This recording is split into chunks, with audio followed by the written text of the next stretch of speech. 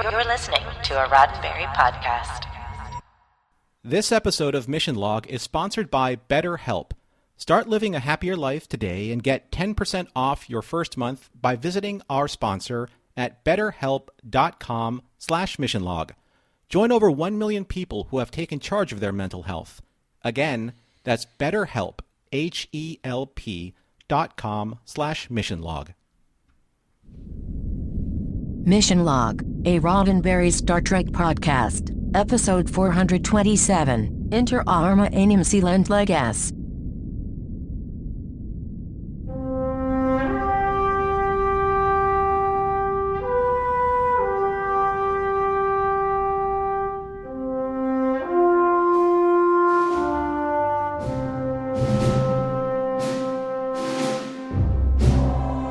Welcome into another episode of Mission Log, a Roddenberry Star Trek podcast. I'm John Champion. And I'm Norman Lau. Each week on Mission Log, we take a look at each and every moment of Star Trek, from the series to the movies, and see if they withstand the test of time, and try to find the morals, meanings, and messages contained therein. This week, Inter Arma Enim Silent Leges, the one where the title says it all, as long as you can actually say the title. And we'll be right back with trivia, but first, here is how all of you can stay in touch with all of us. Mission Log is a conversation about Star Trek, and that's why we want to hear from you. Use Mission Log Pod to give us a like and a share on Facebook and Twitter, then follow and rate us at Apple Podcasts to help others find the show. You can call us on Skype at Mission Log Pod, or by dialing 323-522-5641. Send us an email at missionlog@roddenberry.com. And remember, we may use your comments on Mission Log or Engage on the Roddenberry YouTube channel. And now, here is John Champion with this week's trivia. All right. Today's episode was written by Ronald D. Moore. Heavy influence here from Ira Stephen Bear. But what's fun is that Ron really got to pick up the plot from Inquisition, where we're introduced to Sloane, and then run with it. And now Inquisition was a while back, but partly the whole cast and crew here, they were willing to wait on William Sadler's availability. So hence the delay between Inquisition and this episode. Incidentally, the last standalone episode of DS9 that we will have before the race to the end. So it's a momentous occasion here. This was directed by David Livingston, and here's, well, yet another landmark in a career full of landmarks for David, who started way back in the beginning of TNG as a producer. This is the final DS9 he directed, but don't worry, we will catch up with him again for a great deal of Voyager, and then on to Enterprise. We have a new ship here. The USS Bellerophon, a classic name pulled right out of Greek mythology, and was the name of one of Lord Nelson's ships. And we did have a reference to the Bellerophon in Emissary.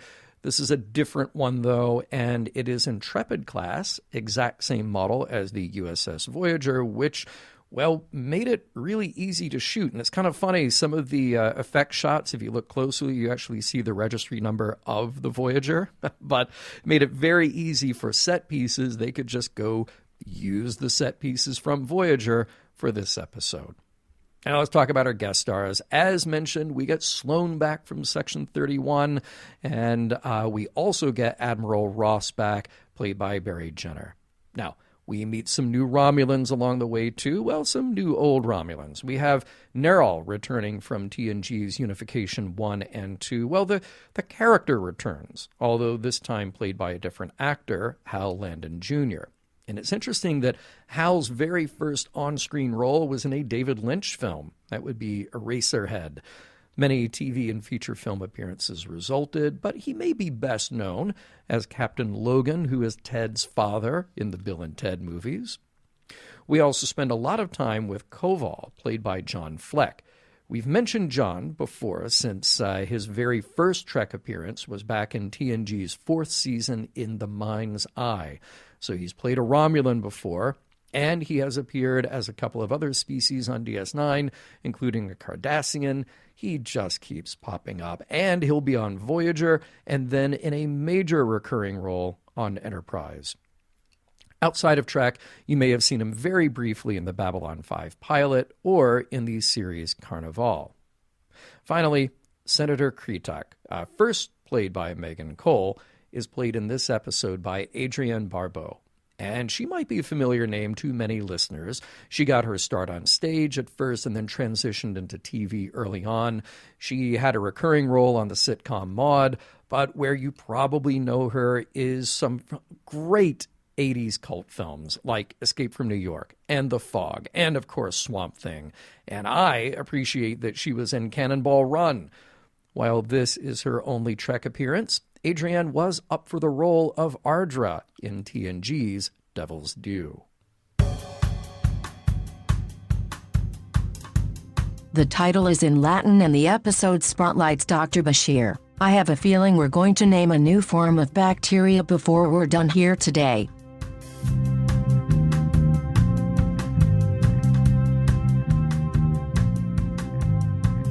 Prologue. Colonel Kira is holding a weekly meeting with certain representatives of the Allied forces engaged in the Dominion War, namely Senator Kretak, representing the Romulan Star Empire, Commander Worf, who is Starfleet's tactical liaison, and Chief O'Brien and Odo, representing Deep Space Nine's engineering and security needs, respectively. Senator Kretak laments that the Romulan warbirds aren't receiving the necessary repairs they deserve, as Worf responds in kind, stating that the Klingons deserve preferential treatment because the Klingon forces sustain the heaviest damage as the front line.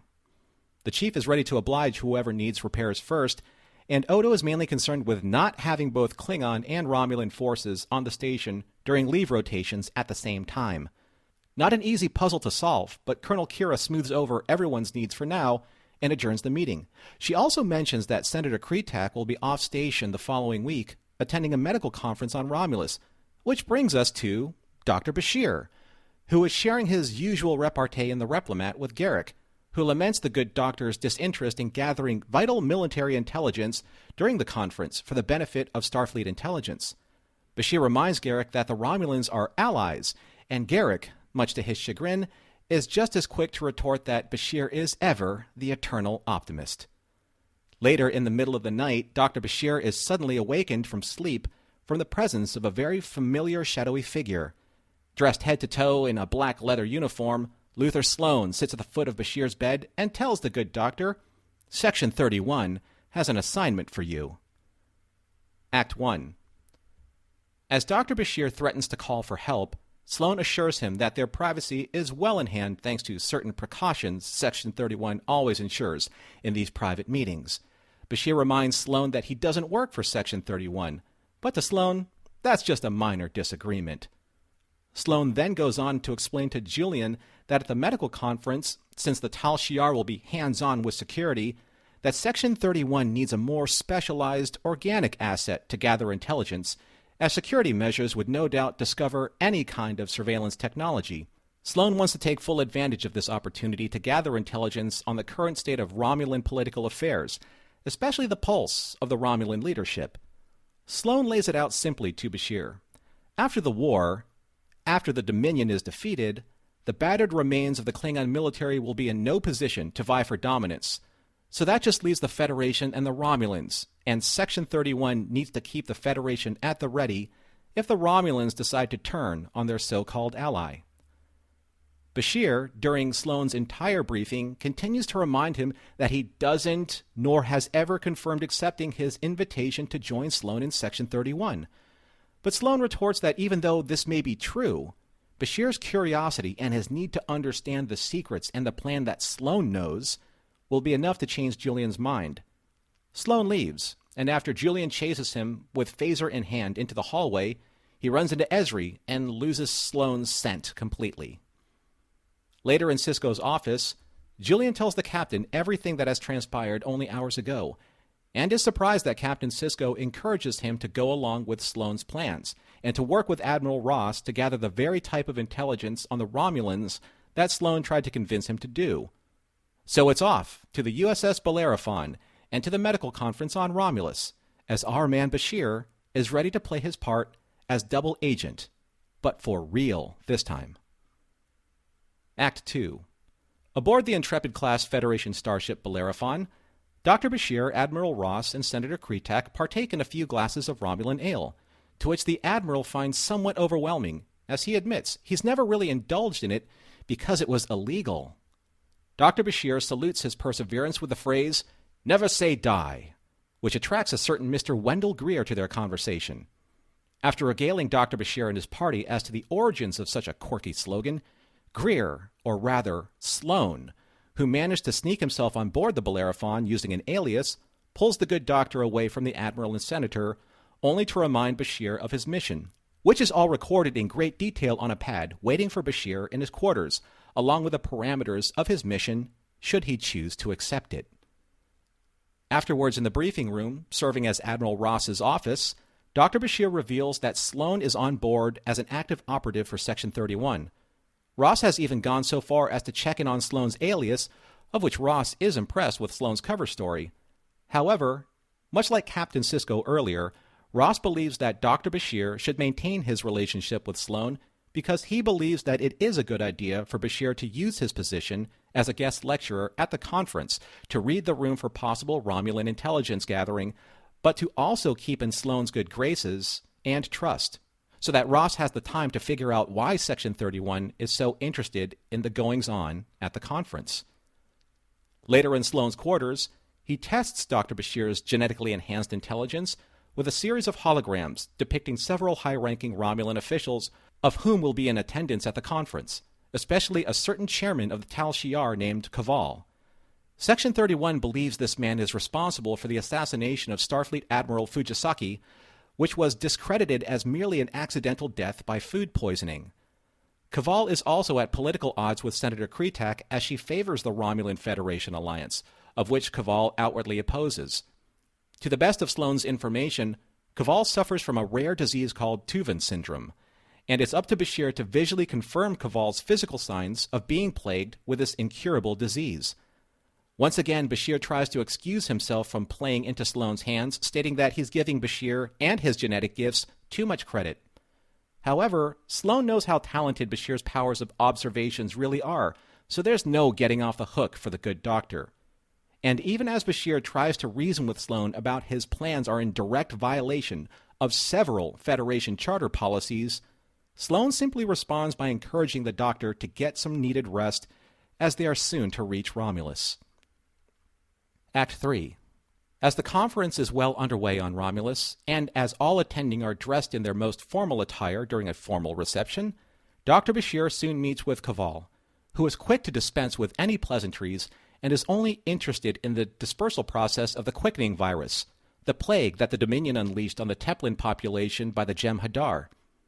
"Nice to meet you too, Kaval."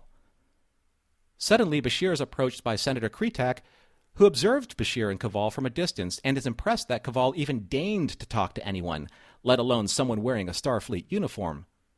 Jokingly, she tells Bashir that he should be recruited by Starfleet intelligence for such a feat, but their conversation quickly turns a bit more serious, as both of them believe that this reception and this conference is undoubtedly laced with intelligence operatives on all sides. She also confesses to Bashir that she and Kaval are indeed at odds about the Federation-Romulan alliance, which is why there has been tension between her and Kaval for the past 6 months. Later, after Bashir concludes his lecture on the Teplin quickening virus, and after the room is clear and empty of attendees, Sloane, keeping up his Greer alias, questions the doctor on what he was able to observe regarding Kaval and any outward symptoms of Tuvan syndrome. Bashir believes that Kaval is only in the earliest stages of the disease, to which Sloane further asks how to exacerbate it, or how to trigger it in a more lethal form. Hint, hint. Bashir, either feigning ignorance or for show, admits to Sloane that he has no idea what Sloane is referring to. Back on the Bellerophon, in Admiral Ross's ready room, Dr. Bashir briefs Ross on exactly what Sloane has in mind for Kaval, and that a certain dosage of nadion radiation can in fact accelerate Kaval's Tuvan syndrome to its most lethal form. He also believes that Sloane may be working with a Romulan agent as well, because Sloane has just been too well informed about certain details during this whole operation. Bashir believes the right thing to do is to inform the Romulan High Council immediately of Sloane's plan, but Ross cautions them not to be hasty, as the admittance of Section 31 and a dangerous assassin at large like Sloane is certain to destabilize an already shaky alliance with the Romulans, who the Federation still desperately needs in this war against the Dominion. Ross orders Bashir to stand down and to wait for further orders. Meanwhile, after returning to the Bellerophon's mess hall, Bashir overhears two officers talking about an admiral who has suddenly been taken to sickbay due to an aneurysm. Bashir confirms it is Admiral Ross as he leaves to seek out the admiral's condition, and he spots Sloane sitting with a guest with ever the slightest of a wry smile on his face. Act 4.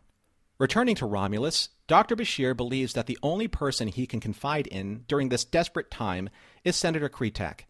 In an empty lecture room, he tells her what has befallen Admiral Ross, and that due to the conference being blanketed in a communications blackout, he cannot call Deep Space Nine for help.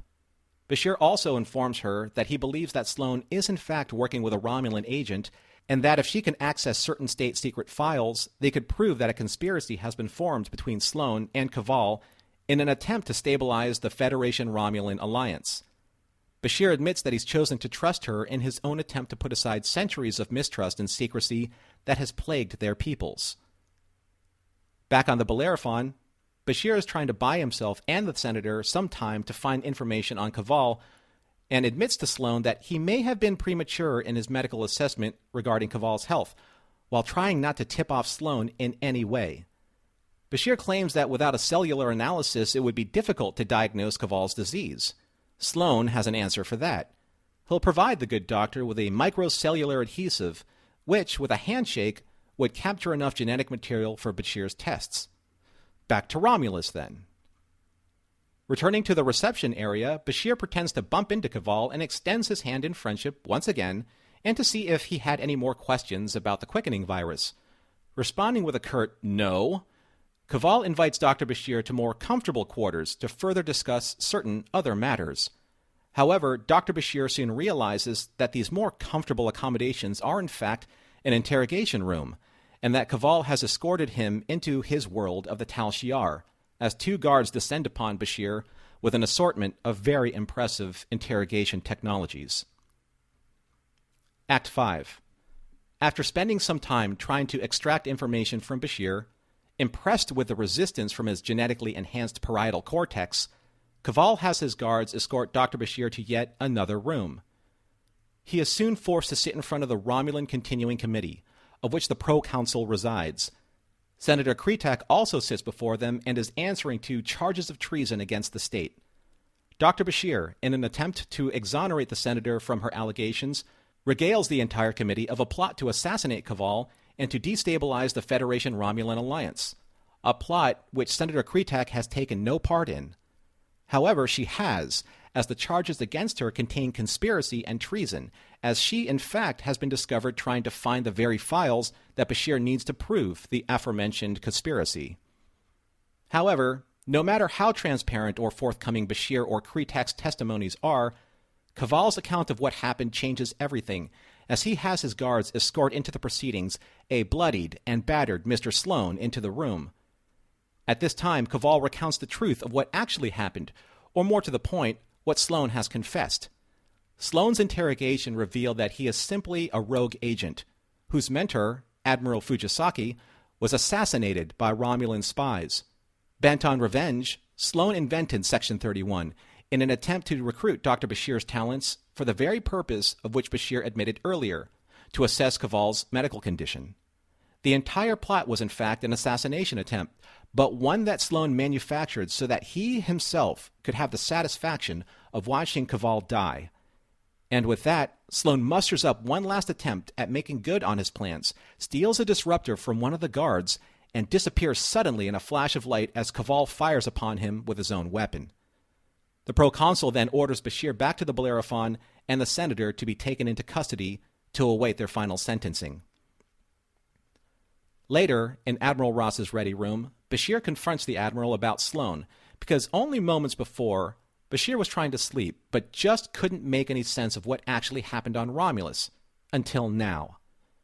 Interrogating the Admiral to the point of insubordination, Ross takes off his comm badge, as does Bashir, as the Admiral states that what is discussed now is off the record.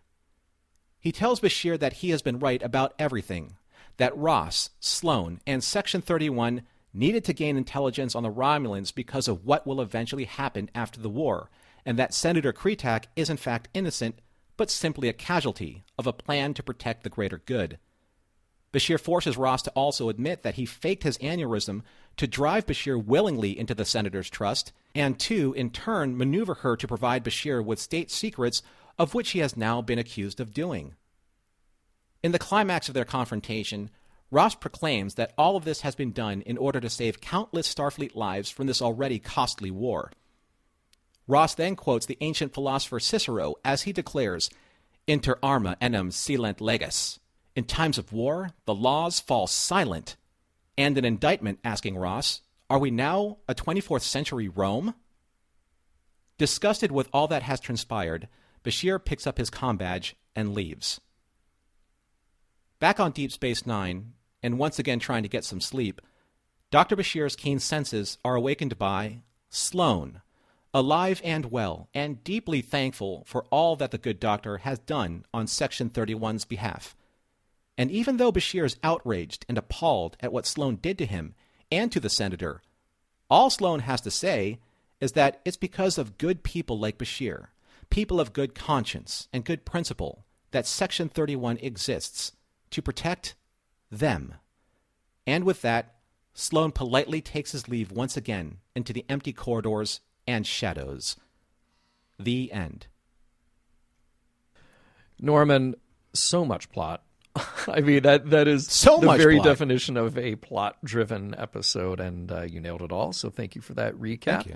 Mm-hmm. And, there's so much to discuss here, and I feel like even at the beginning, I took great pleasure in that verbal sparring around the table. Everybody's being very diplomatic. They're being very cool, but these little places they can find to take a dig at each other.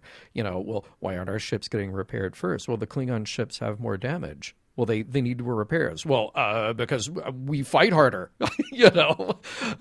Or more recklessly. Yes, just every line of that was perfect. I also enjoyed getting to see a little bit of Garak. I feel like Garak has just been sadly missing these last few episodes, where we really could have used him every now and then.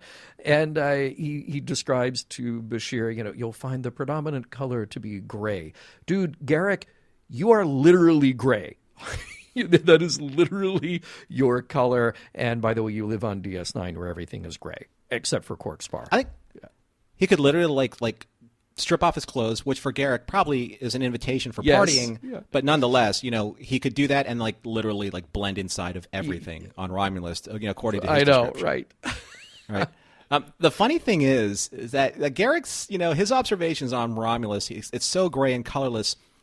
Has he not seen the state of the color palette, or actually lack thereof, on Deep Space Nine and the uniforms? Yes. We just mentioned it a few episodes ago, where remember we had Quark and Rom trying to carry out that cloaking device, and they get stopped by Martok and Cisco, and he's talking about the paint. He's talking about the color of the bulkheads. Is like, I wish that my room looked like this. Well, it does, because everything is that color gray. Oh, what a lovely shade of gray. Which shade of gray is this? It's one of the 50. Yes, exactly. You have your choice of gray or all the other grays here. Yeah, so that was nice. Oh, and speaking of inside people's rooms, because this happens not once but twice in the episode, Bashir waking up to find Sloane sitting in his quarters. I'm sorry, but Bashir's reaction is not the reaction that I would have. I mean, right. Bashir keeps his cool. I would not have kept anything close to my cool finding that happening. I mean, I don't know what it is. I mean, obviously it's a contrivance for being on a TV show, but I would lose my mind if I saw someone sitting literally at the foot of my bed unannounced, right? I would jump 5 feet, and you better believe it, my hand would be on that security button, and I'd be reaching for the phaser and all of that all at once. Yeah. So wouldn't it be easier for Sloane to walk around Deep Space Nine in a Federation uniform instead of his couture of high fashion black leather from head to toe? Isn't that kind of weird? I mean, I know that, people out there, don't send me the emails. I know that it's Section 31. They have site-to-site transport. They can beam them out in moments' notice. We know that because of the episode. But still. Yeah, come on. Right? Come on, man. On. Yeah. Right? Even though, William Sadner can wear pretty much anything and look fabulous. That's true. Let's be honest. Right? Speaking of Sloane and Garak, though, I think that Garrick's in this episode to prime Bashir's spy interests again. Mm-hmm. Because he kind of is like the bookend of Sloan. You know, Garrick's like, don't you want to be part of Starfleet intelligence? Huh? Don't you want to? I know you. Right. And then Sloan's like, hey, you want to be part of Section 31? Because we're doing something real here. Right. Yeah. Yeah, no, that's a good point. And he does mention it as like, this would be the real thing, not your fantasy version of it. So that's kind of cool. And speaking of, maybe Bashir's fantasy life and personal life overlapping there, he does, as I mentioned, he keeps a phaser in the dresser, just like right there, because of course he does. And as we've seen recently on DS9, weapons are everywhere. And I have to wonder if this is a change because of the war, because I think I remember a time when like somebody would step into DS9 and then Oda was there to confiscate weapons. So, but now Right. it's a different world, and we're just like, everybody's got a weapon everywhere all the time. Kind of curious though, seeing him pull the phaser from the drawer, because I remember back in Star Trek 6, like all of the phasers are like in lockers and they have to be, ID'd and scanned to unlock to use. Yeah. I would think that would happen on a station where a phaser can pretty much like shoot through a bulkhead and depressurize the station. It's either that, behind a locked cabinet, or as we saw in a Tupperware, or I'm sorry, Rubbermaid cabinet in a cargo hold. That's also where they keep them on DS9, or in a sock drawer. That is the other important secure place you can keep a weapon on DS9. I so love the Romulan ale / Windex that they're drinking. That's just great. And that classic decanter that we saw in Star Trek 2, super good. And I love the acknowledgement now that the trade embargo is lifted, and the embargo on the Romulan ale, and that nobody paid attention to it anyway. This is, So it's like the embargo on Romulan ale, is that kind of like when, it's lifted so that Cuban cigars can make it back into the United States? Right. Something like that? Exactly. Because it's similar but different. Yeah. By the way, speaking of similar but different, the Bellerophon. Yeah. Oh my God. Yeah. I love the establishing shot of the Bellerophon because it's obviously the Voyager stock footage. And it's beautiful looking. So good. But yeah, going back to the Romulan ale, how did they get that effect? I mean, we could like joke that it looks like Windex or it looks like tainted water, but it was actually kind of glowing this time. It was really bright blue in a bright lit scene. Yeah. That was really well pulled off. I have to wonder, because they are drinking it. It is a practical, so and I don't think they go to the trouble to give it any CG love in a shot like that, but it looked awfully cool. Also, speaking of technology, good use of hologram people in the course of spy training. Like that is such a cool idea, and of course it makes absolute sense. Why do the holograms blink? Oh, right. Because the actors are just like, get me out of this scene. Pretty much. You have to wonder how long it took to film those. Just for you, John, because I was waiting for this for you. Yeah. I was waiting for Sloan to tell Bashir, your mission, Doctor, should you choose to accept it, and then see like a pad start smoking in the background. Yes, that would be so cool. Yeah, would love that. And there would be a callback to Mission Impossible. I really like the callback to The Quickening, because it's one of those examples where like it's a little payoff for the audience, just a little reference there, but it's not necessary. Like you don't have to have seen that episode, but it's cool to have that bit of recognition. The other thing I love. White dress uniforms. Nice. It looks so good. I hate those uniforms. Why? I really do. They just don't fit right. Oh. They don't fit anybody right. It's not so much the styling of them, because, styles are, they're obviously, they work for some, not work for others. But it's the way that they fit. Like every time somebody sits down with them, they look like they're ill-fitting or ill-tailored. They just don't look right. And even like Bashir, like who's obviously very slight and very thin. I don't know, man. It's like, what did they appeared in? What, Insurrection? I think Star Trek Insurrection, or maybe earlier. Insurrection. Yeah. I've never liked those episodes. Sorry, folks, never liked them. Fair. That's fair. After the lecture, is it a good idea for kind of quote-unquote spies to be hanging out in a room that could be potentially bugged? and just having a I conversation? so have a comment on that in the next section. So yeah, we'll hang on to that for sure, for sure. I love in the kind of courtroom scene, that assembly room scene. There is no Section 31. So in an episode full of fake outs and questionable allegiances, that was one of my favorites. I thought that was very that cool was good. That was sold throw well that for to sure. us. Yeah. So in the last couple of episodes, this episode and then, say, Field of Fire, there's been this focus on split-second beaming technology being used. There's a lot of faith being placed in that technology that it will actually work. Yeah. Is it being a little overplayed at this point? Yes. 100%. Yes. Okay. Yeah, because it raises too many questions. Who activates it, and when, and what if it goes wrong, and can it be traced? And yes, we have the sort of gimme that, well, the Section 31 transporter can't be traced. Okay, fine, but you still, on Romulus, you're in a room with a lot of people, and there is split-second timing. Somebody's got to be watching to make sure it happens. I mean, It just raises so many questions, but we kind of have to accept it because of the story. I mean, speaking of raising questions, all right, I have a big question for you, and I have a big question for the audience. How does removing a communicator badge ensure privacy? Or is that just basically kind of like a visual cue of saying we're not talking as Starfleet officers anymore, just two regular guys having a conversation trying to air out our differences? Is that what that was all about? I thought it could be either or both, because I like the symbolic gesture of taking it off, because we've seen other times people do that, just taking off the badge as a symbol that they are walking away from Starfleet. But there is also a chirp each time, very slight, they took it off, and each time they put it on. And it kind of makes you wonder, as we've speculated before on Mission Log every now and then, particularly back in the TNG days, is the computer just always listening to everything that's going on?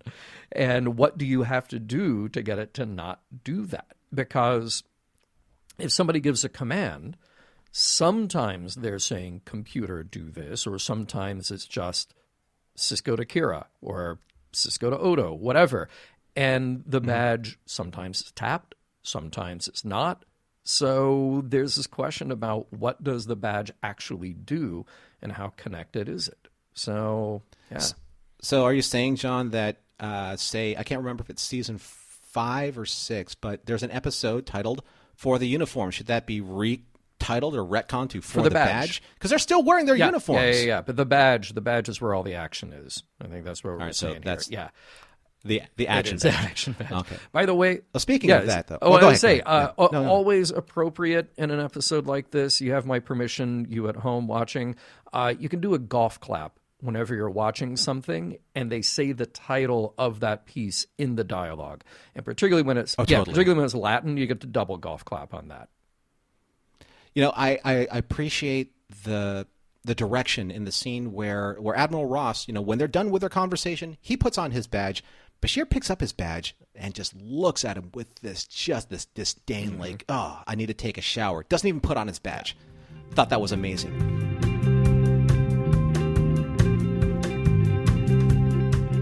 I can't figure out how anyone wearing that much leather can sneak into anyone's room without all the squeaking waking them up.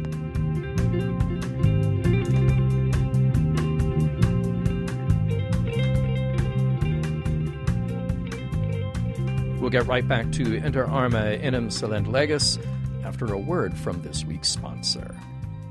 And just to remind everyone, this podcast is sponsored by BetterHelp Online Therapy. Check them out at betterhelp.com/missionlog. So, Norman, you and I have talked about therapy before and how important that is, and what advocates we are that people take care of their mental health. And there's a lot of ways to talk about it, and one way would be through analogies. So, like, we get our cars tuned up frequently to prevent bigger issues down the road. Pun not intended, but clearly recognized. You get annual checkups. You go to the gym because you want to maintain your physical wellness and you want to prevent injury and disease. Or, look at home. You do chores regularly. I assume that you do. I try. Some of us more often than others. Yeah. But it's to avoid having this giant mess of a house and the infection and problems that could come along with that. So think about therapy for your mental health the same way you would think of all those regular maintenance things that you do for yourself. It is routine maintenance for your mental and emotional wellness to prevent the bigger issues down the road. And it's so important to reiterate, going to therapy doesn't mean that something is wrong with you. It means you're investing in yourself to keep your mind healthy. I mean, these are all great points, John, because you see, like, advertised ad nauseum, lose weight, get fit, get strong, get a six-pack. Mm-hmm. But you don't see that at the same frequency with mental health. And I think that this is where BetterHelp is trying to make that difference. BetterHelp is customized online therapy that offers video, phone, and even live chat sessions with your therapist. So you don't have to see anyone on camera if you don't want to. And it's much more affordable than, say, in-person therapy, and you can start communicating with your therapist in under 48 hours. And as I said before, you invest in all of these other things that make your life better. So why not invest in everything else and not your mind? Doesn't make a lot of sense, does it? Hear, hear. Yeah. This podcast is sponsored by BetterHelp. And Mission Log, a Roddenberry Star Trek podcast, listeners get 10% off their first month at betterhelp.com/missionlog. That's BETTERHELP.com/missionlog. And we do thank BetterHelp for sponsoring this week's show. All right, Norman, I won't say the Latin again. We'll get to it later. But no, say it. It Arma Enim Silent Leges. Okay, you practiced for so long. I did. I had to call my mom and everything, but we got there. I do want to talk about something that is sort of fun for me, because this is a heavy episode, and there's a lot of misdirection and building tension, and we'll talk about all of that in the wrap up. But in our discussion here, there's something that's just fun to me about all these layers and layers of secrecy and kind of where they stick to it, but then they seemingly don't, Mm-hmm. It's the inevitable lapses in the secrecy that I think is fun to watch. So right at the top, Sloan shows up and Bashir immediately tells everything to Sisko. And of course, Sloan and anyone else paying attention would know that. They would assume that. Right. But the problem is you can't then assume and know what happens beyond that point, because then Sisko might talk to Odo and to Kira and to anybody else and to O'Brien to say, look, next time somebody transports in here, I want you to screen it and blow it up. It could just be, it could be anything. So all this stuff is getting shared right away. And then, as you mentioned in the last segment, here's Sloan again with the Section 31 leather jumpsuit, not at all telegraphing bad guy in a secret organization or anything. And then you fast forward to the crew members of the Bellerophon speaking very loudly about Admiral Ross's aneurysm. Fast forward again to anyone, anywhere on Romulus hanging out, talking about top secret stuff. Of course Bashir is going to get caught. Even if it wasn't a setup to begin with, of course he's going to get caught. And it kind of reminded me, you'll remember this, I'm sure, the scene in the 2015 Man from U.N.C.L.E. movie where everybody in the outdoor coffee shop, they're literally all spies. Just everybody there is a spy. They all know what's happening. Mm-hmm. And when Napoleon and Ilya sit down to finally hash it out in person, everybody else gets up and leaves. It's like another day at the office. Sure. Yeah. So I love that this is an episode that is dramatic, but it also has this sort of fun layer where you go back and you watch and you're like, well, wait a minute, they're all just spilling secrets everywhere all the time. This is not the most secure situation. So if this was a Man from U.N.C.L.E. episode, from the Robert Vaughn era, would you call it the Cavall affair? Ooh, the Cavall affair, the Romulus affair. The Arma Enim Silent Leges affair? That is a lot. That's a lot. Oh, but I do know this. I do know that in the first shot when they actually arrive, and that would be the beginning of Act 2, the bottom of the screen would say somewhere on Romulus. That would be the location title. That's all you'd get. Yeah. Gotcha. Yeah. All right, well, let's talk about some serious stuff because this is a serious episode. True. There are a lot of great lines in here. There's some dialogue that is really pointed and in just an instant gives you this glimpse of thinking about all the situational differences around what's going on here and all the points of view around what's going on, and particularly between Bashir and Sloane. Bashir calls it out in the beginning. This war isn't over, and you're already planning for the next. And it just, again, in an instant of dialogue, he is describing the ultimate paradox, right? Wait, John, are you saying in Latin, si vis pacem para bellum? Whoa, to maintain peace, you must prepare for war? That's exactly what we're saying. Yes, there you go.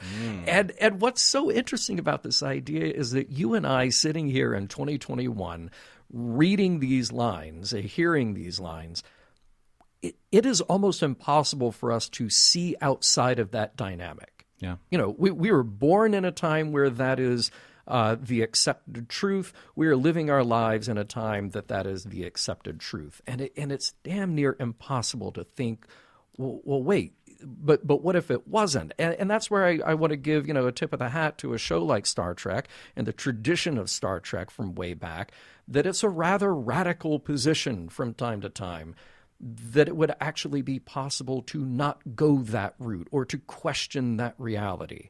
And I love that we just get a glimpse of that in a very personal scene here by calling out something that is critical and so important to just sort of our point of view about how we operate in the world and how our political entities operate in the world.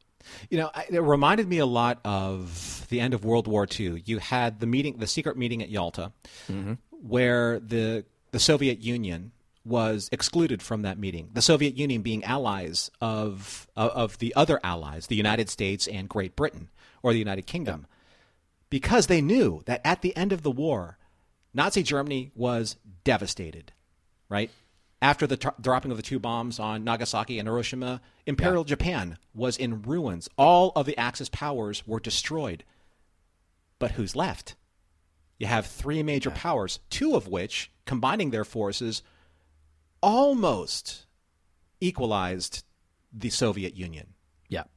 So very much like the deliberations that were happening here with Ross and with Bashir, like if the Romulans are standing when the dust settles, it's just going to be us and them. The Klingons are out of the picture because, much to Worf's chagrin and what he so eloquently put it at the beginning, we do all of the fighting. We need all the repairs. The Klingon fleet is gone.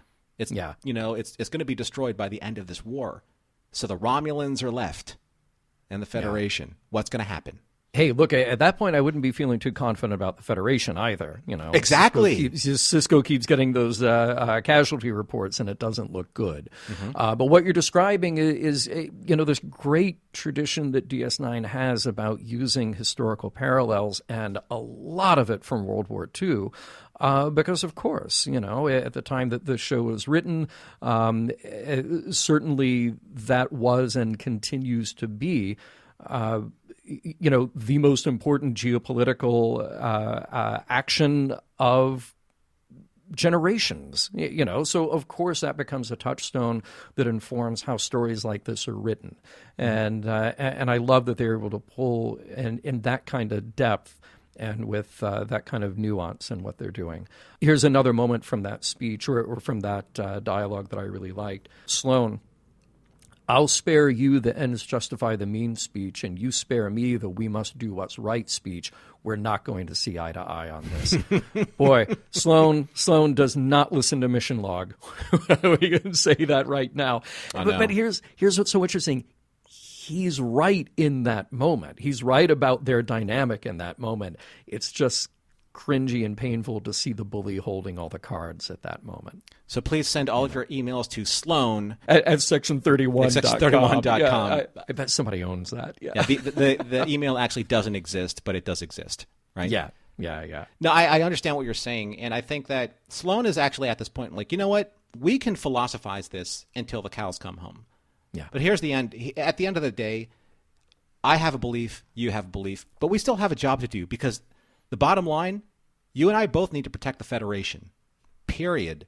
It's just, how do we reconcile ourselves at the end of the day? How do we go to sleep at night knowing that what has it cost us in the end to make these choices?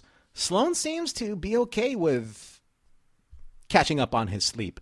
Obviously, the doctor can't or won't be allowed because Sloan won't let him sleep. Yeah. Right? You're right. Yeah.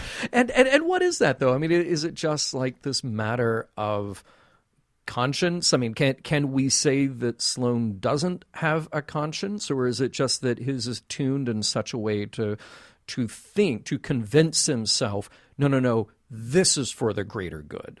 You know, this the ends do justify the means in this case, and they always will. Is it just moving the needle that tiny bit in one direction that will allow him to live with it and not have this crisis of conscience? I mean, I know I've been glib about this because this is a very deep episode, and I'm trying not to go into kind of like that dark mode, but Sloan is of a certain belief system that, yes, the ends justify the means, and he's okay with that. Mm-hmm. Are we okay with, I guess, identifying with a character that is okay with that? That's the big question. Yeah. When we're watching an episode like this and you see Sloan, do you do that scene like, when Leonardo DiCaprio, like in Once Upon a Time in Hollywood, that GIF that, he points at the TV, he's like, yes, that's, I get that. Right. Is that us when we see that? And if it is us, are we really analyzing why that is us? Right? Are we of the belief that, yeah, sure, as long as it protects the Federation, the ends do justify the means. Yeah. Whatever it takes to make the Federation survive, we do.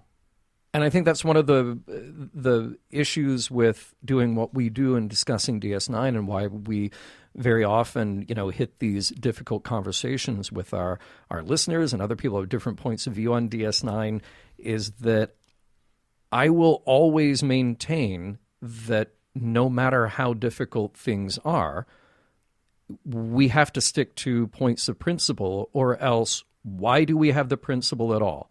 Throw it out the window, because the ends justify the means all the time. Mm-hmm. We don't get to pick and choose and cherry pick and say, well, our sense of values, our sense of ethics and morality apply here, but they don't apply over here. And hence the title of this episode about suspending the law during times of war.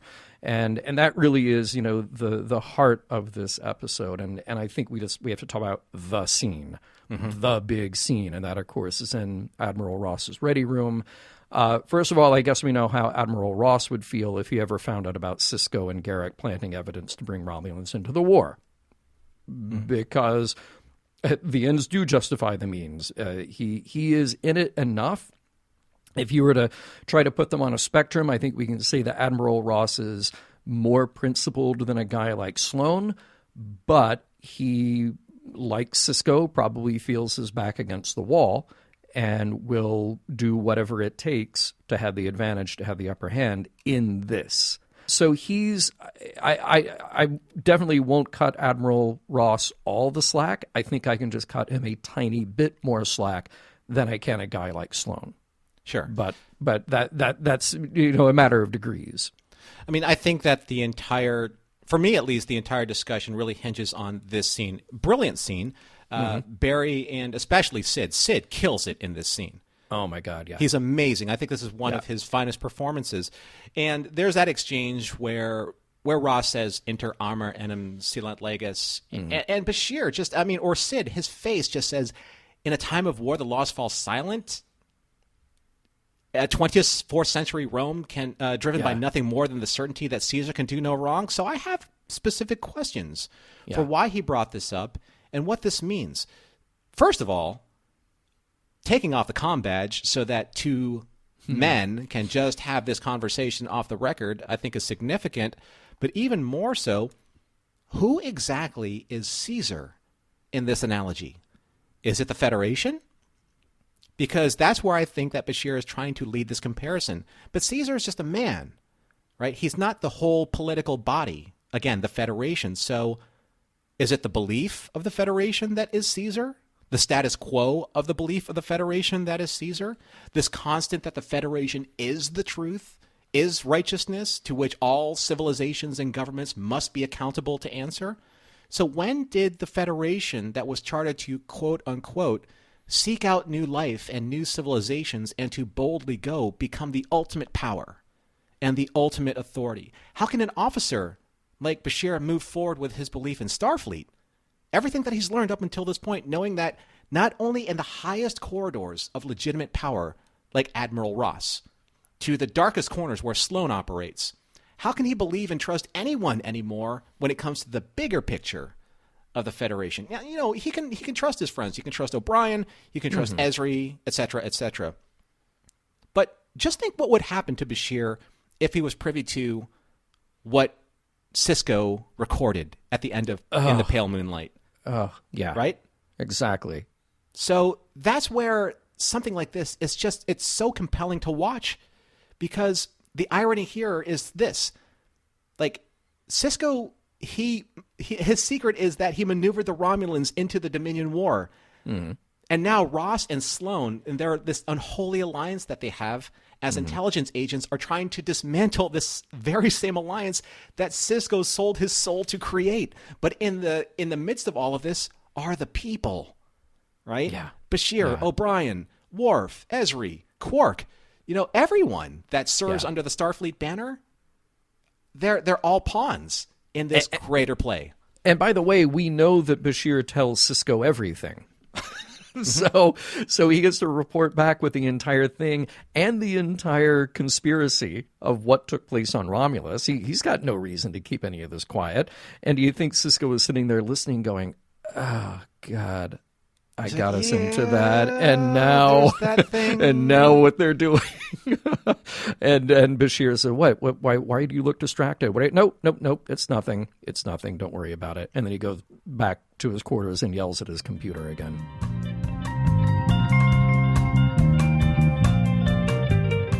Squeak, squeak, squeak, squeak. See? Who could sleep through that? You'd think a master spy would appreciate stealth and dress appropriately.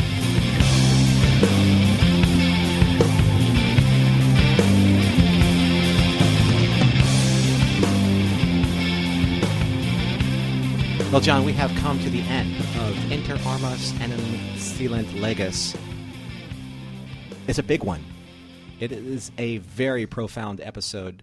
I know that our discussion and maybe our observations may have, trended towards a little bit more of the lighter side because it's such heavy information. But here we are, where we ask the big questions. Does this episode hold up? Does it withstand the test of time? And have we been able to find any morals and meanings and messages contained within? So let's start with you. Let's get into it. And let's start with, did this episode hold up for you? This is a tricky one because at first glance, I think it is very uneven. But I will say this, I think this is an episode that benefits from multiple viewings.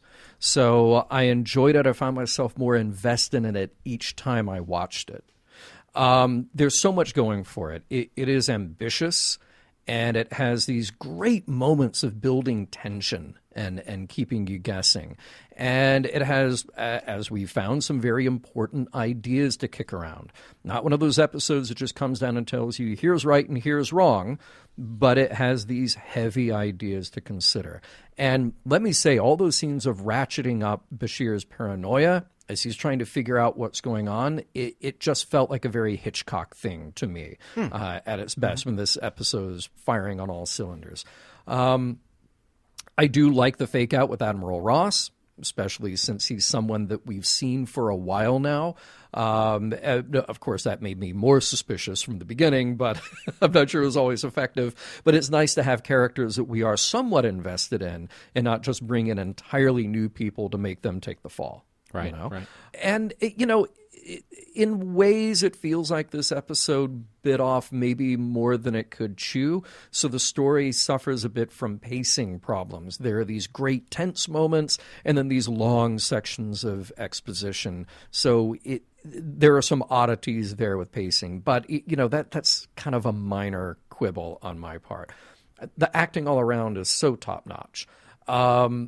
And maybe I found myself thinking so much that this isn't a great episode in terms of production, more than it is this provocative episode because of the topic and because of the emotional investment that the characters have in these provocative big ideas. When Star Trek is good and it can take a big idea, and in this case a political idea, a moral idea, but make it personal. That makes for compelling storytelling, and it makes for something to really talk about. It is very good in terms of telling the story that it sets out to tell.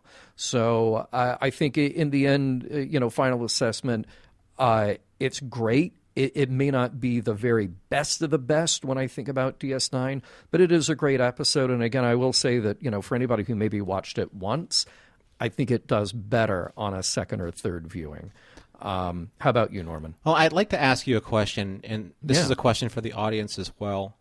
Are you disappointed that Admiral Ross has now become part of this list of the Badmirals in Star Trek fandom? Do you think that he's a Badmiral? I have more sympathy for Ross than I do anger at Ross. Okay. And that is a fine line. His actions are reprehensible in so many ways, Maybe it's just because he put it all on the line with Bashir, told him everything. There is a certain part of me that has sympathy for him in a way that I certainly do not for a guy like Sloan. Mm-hmm. And again, we're talking about all these areas that are extremely gray, as is Romulus. Maybe that's what Garrick was trying to tell us. Heyo.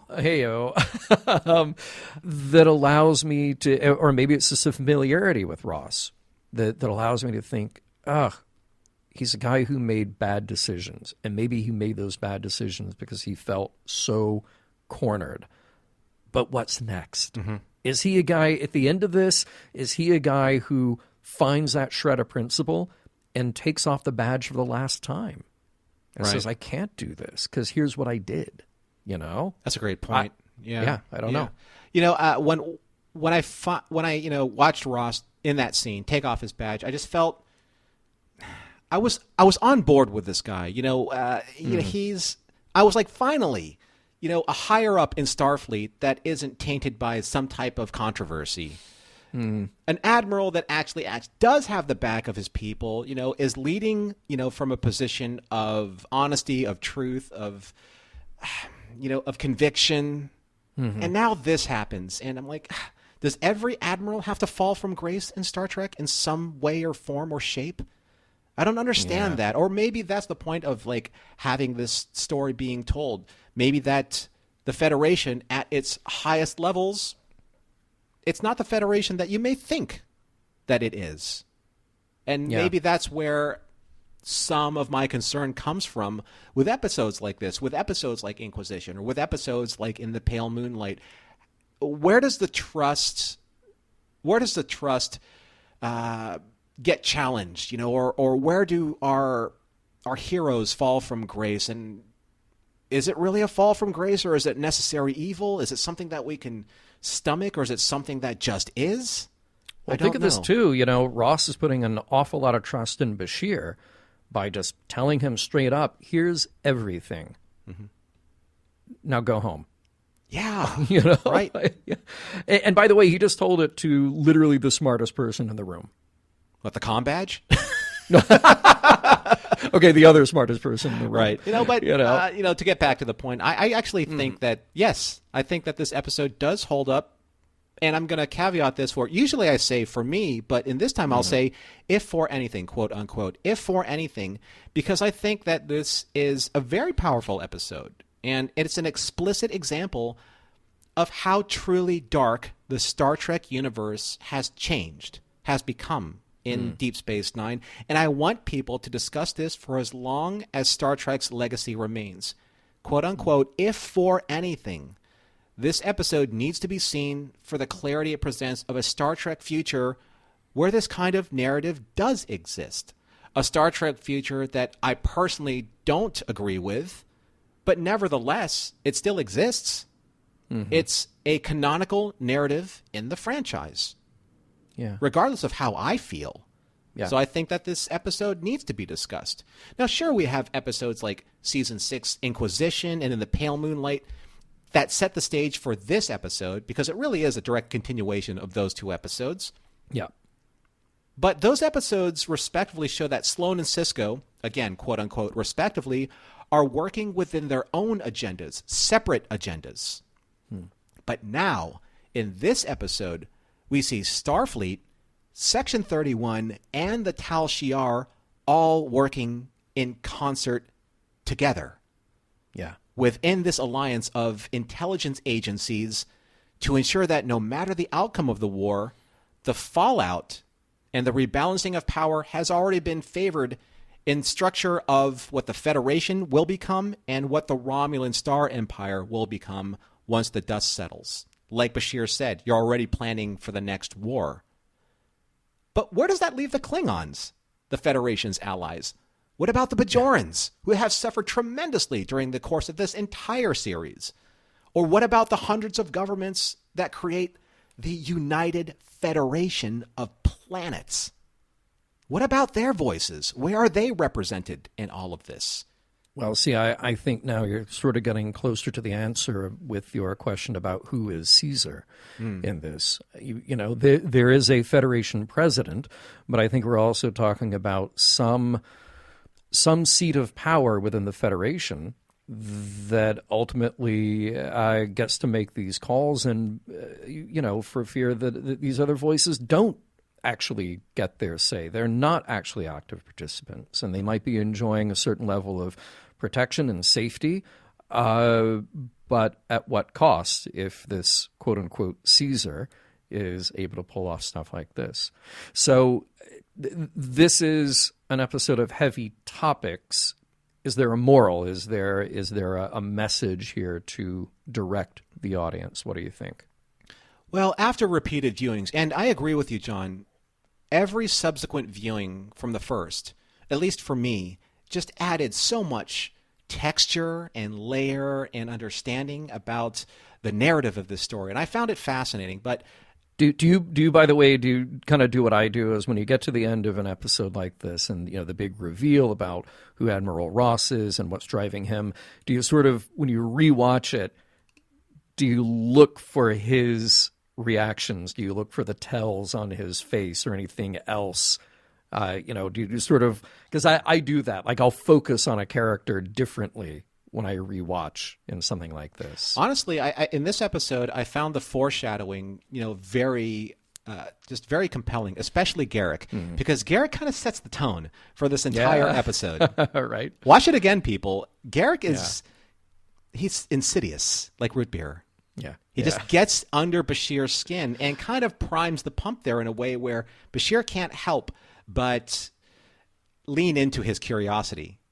Yeah. He's very easy to profile, especially with people in the intelligence level communities like Garrick, like Sloan, even Ross. They know that he's not going to go out there and confess unless he's going to confess to higher levels up. He's not going to confess to his friends.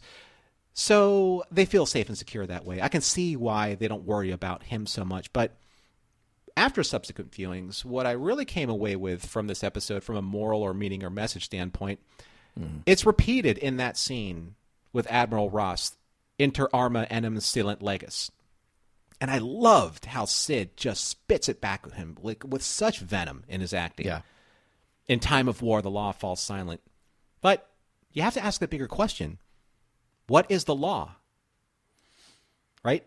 The law, by definition, is just a system of rules which a particular country or community recognizes as regulating the actions of its members and which it may enforce by the imposition of penalties. So, the bigger question, if those can be so easily silenced, as per the Latin phrase, and justified because of war, then do these justifications cease during times of peace? When does that end? When does the manipulation of power begin and end? Does it start with war and end with peace? Or, Hail Caesar, does it continue on in order to control the social and political structure of a country or a nation or a government? This episode proves that the balance of power resides not necessarily in the governmental powers of the Federation, but those who maneuver in the shadows, as Sloane justifies to Bashir, quote, "You're also the reason Section 31 exists. Someone has to pretend men like you from a universe that doesn't share your sense of right and wrong. Who makes that choice and why? What gives them the authority and why?" And how can we not make the parallel to say what Jack Nicholson's Colonel Jessup says at the end of A Few Good Men?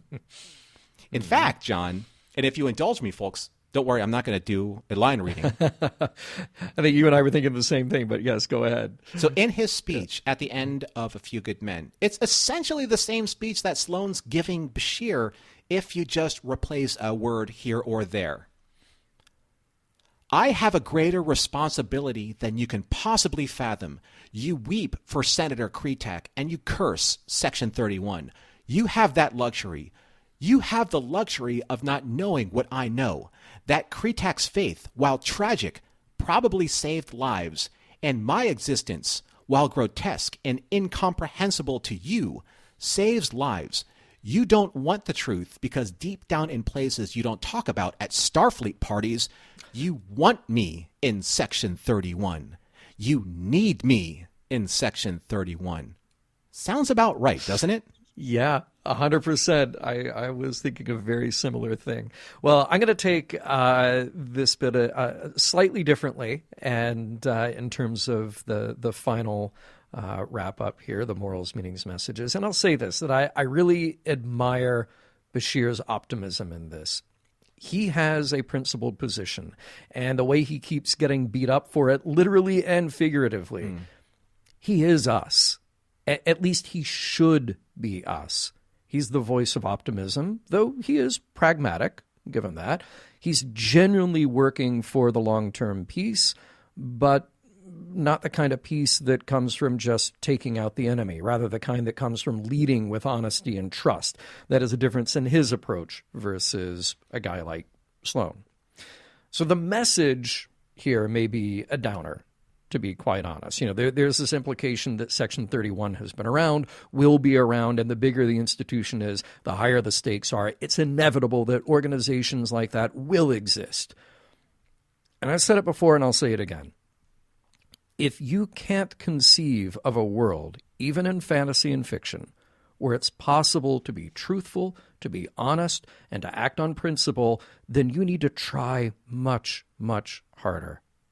It's only when you can imagine those things are possible that you can actually work toward their reality. I'm pleased that Bashir gets to keep his principles intact by the end of this. And I'll, read this line here. Kretak says to Bashir, "They are Federation citizens working to advance your interests. That makes them your responsibility," regarding Section 31. And what Bashir says, I love his comeback to this, "You're absolutely right. That's why I'm doing everything I can to stop them." That is the correct answer. We don't throw up our hands in defeat. We don't assume that that's just how things have to be. So this might be one of those, tough to get through episodes or morals, meanings, messages, but it does something Star Trek can and should do from time to time, which is remind us about the places we've gone wrong, like gross injustices during wartime, and then raise the red flag so we don't do it again. And maybe that is the best thing about this episode. We all could, we all should, we must be Bashir. The way science fiction is a reflection of current reality, he's the one who now gets to look at the way the world works around him and decide that he can still maintain a point of view that's better. Mission Log is produced by Roddenberry Entertainment, executive producer Rod Roddenberry. Our website and your opportunity to comment and connect with us is missionlogpodcast.com. If you would like to support Mission Log directly, you can do so at patreon.com/missionlog. And for more Star Trek news and discussion, be sure to visit trekmovie.com. on the next mission log, Penumbra.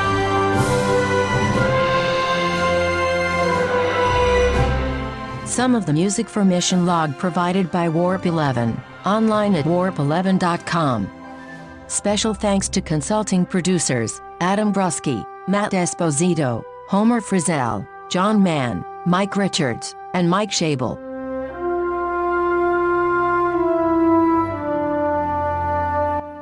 That was a really heavy episode. It should be smooth sailing from here on out.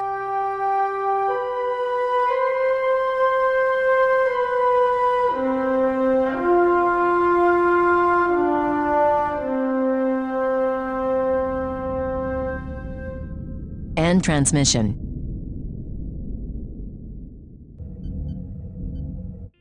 This is a Roddenberry podcast.